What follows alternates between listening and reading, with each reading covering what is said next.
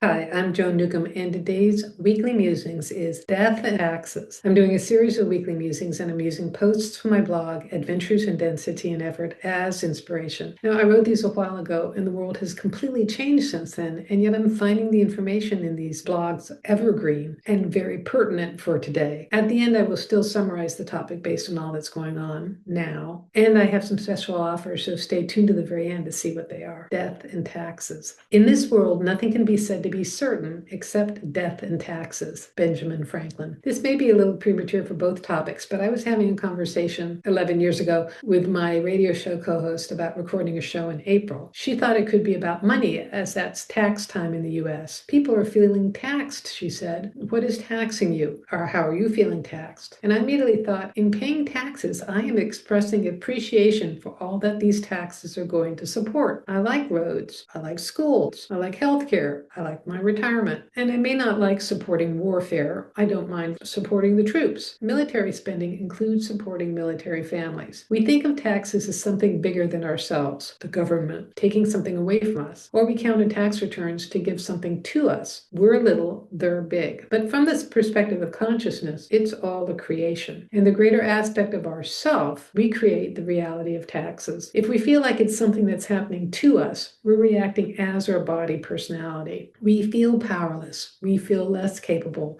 Something bigger than us has control. Stepping up to the awareness as consciousness, we feel amused. We're in total agreement with whatever is occurring, and we see the interconnectedness of it all. As consciousness, we feel ownership and authority. Nothing is more powerful and nothing is less. There is no good or bad as consciousness. There's no ethics, so it's all good. There is ultimate acceptance of what is. The only difference between death and taxes is that death doesn't get worse every time Congress meets. Will Rogers. As consciousness, we've created this wonderful world of opposites and oppositions. It's not accurate to say that this is all an illusion because it invalidates the very real feeling experience that we're having. It's too easy to try to detach by being in denial and trying not to feel, but then we miss the point of being here. Taxes aren't certain. You can live without taxes. Death may be an inevitability for the body, but its timing isn't certain. Perhaps the biggest illusion is death. We react to death. We feel the absence of the deceased's physical presence, but it's our grief that keeps us from sensing the aspect of them that's still alive. If we miss someone, we may actually be experiencing what Byron Katie calls a visitation. They come to mind because they're there. It triggers our body because it feels the absence. Bodies don't like death because they're not going to make it out of this lifetime alive, but we will. Consciousness doesn't die, and that is certain. And if you have any experiences like this, please leave me a comment below because I love to read your comments.